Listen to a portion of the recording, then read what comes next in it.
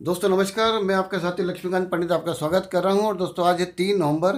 मध्य प्रदेश में 28 सीटों के लिए मतदान जारी है और हमारे समाचार जहां हमको प्राप्त हुए उसके हिसाब से 50% जो मतदान लगभग पूरा होने को है। और आपकी स्क्रीन पर शरद गुप्ता जी आ गए हैं। शरद गुप्ता जी पेशे से एडवोकेट है और राजनीतिक विचारक भी हैं। गुप्ता जी, इस वार्ता में आपका स्वागत है, नमस्कार करते हैं। और मतदान जो अभी चल रहा है, लोग जाके अपना वोटिंग कर रहे हैं, ईवीएम में जा रहे हैं। पर ये तो तय हो गया कि अब 10 तारीख को ही फैसला आएगा, किसके पक्ष में क्या आएगा। ये हम आपसे जानने के लिए अब सवाल के दर सवाल आपसे पूछते जा रहे हैं। क्या लग रहा है जो इस पूरे परिदृश्य में मध्य प्रदेश में चुनाव प्रचार चलता रहा और पक्ष विपक्ष की राजनीति चल रही रही।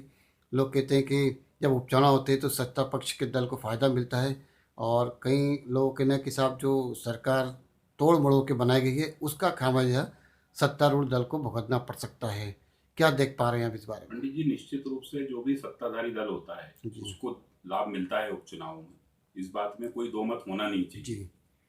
दूसरी बात यह है कि अभी जो दल बदल और जो गद्दारों की जो वाली जो बात है जी। उसको दृष्टिगत रखते हुए मुझे मेरी जानकारी के अनुसार ऐसा 50-50% का मेरी जानकारी के अनुसार लगता है जी। कि 14-15 सीट इनको मिले या 14-15 सीट उनको मिले। जी। इससे ज्यादा मुझे नहीं लगता है कि इससे ज्यादा कोई, अब सबके अपने अपने आकलन है। कुछ लोगों का कहना है कि कांग्रेस बिल्कुल स्वीप कर देगी, हम्म। बीजेपी 22 सीट ले आएगी, 26 ले आएगी। मैं इन सब बातों को नहीं मानता हूं कि ऐसा कुछ होने वाला है। मतलब आपके हिसाब से कुल जमा फिफ्टी जो है, फिफ्टी है, मतलब मुकाबला बराबरी का ही है। मुकाबला बराबरी का है। और इंदौर के पास जो सांवेर सीट है, सांवेर में सांवेर में भी 50-50 स्थिति है पंडित जी। जी। वो सत्ताधारी दल का हो या गद्दार वाली बात हो, जो भी, अब उसके बहुत सारे स्थानीय परिदृश्य, ग्रामीण क्षेत्र का अपना अलग वो होता है, तो जी। वो अपन लोग अभी उसको आकलन में व्यक्तिगत रूप से नहीं कर पा रहा हूँ कि क्या है। लेकिन स्थिति आज एक तरफा नहीं कही जा सकती है कि भाजपा जीत रही है या कांग्रेस जीत रही है सांवेर। अब जो निश्चित सीटें जो हैं कांग्रेस के पक्ष में, यदि निश्चित सीटें हैं तो वो आगर है, जी। जो मेरी जानकारी के अनुसार आगर है, ब्यावरा है। और उधर यदि ग्वालियर चंबल में चले जाएं जी। तो ग्वालियर में प्रद्युम्न सिंह जी तोमर जी। की हार की अधिक संभावनाएं हैं। इमरती देवी जीत सकती हैं डबरा से। जी। इस प्रकार से अभी जोरा से कांग्रेस के पंकज उपाध्याय जीत सकते हैं।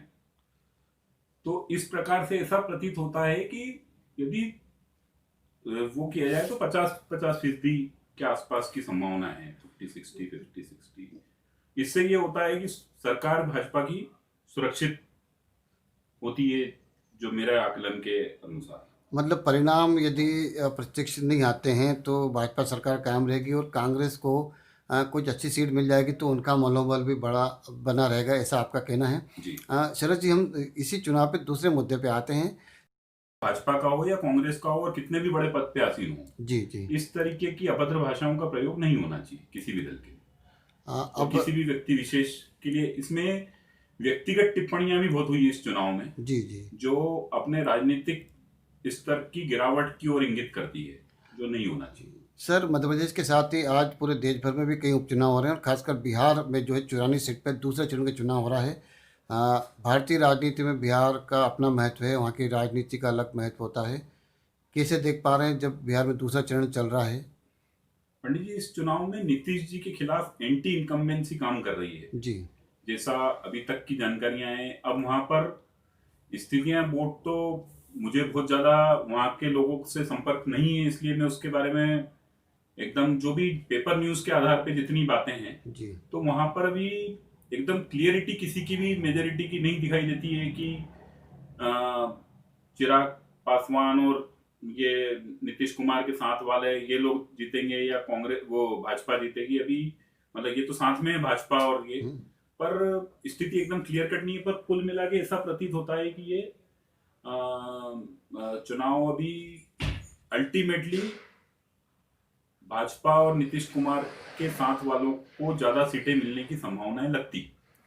चलिए, अभी तो हम चुनाव के बीच में हैं और शरद जी आपने इतने अच्छे विचार प्रकट करे हैं खासकर चुनाव के मामले में। और अभी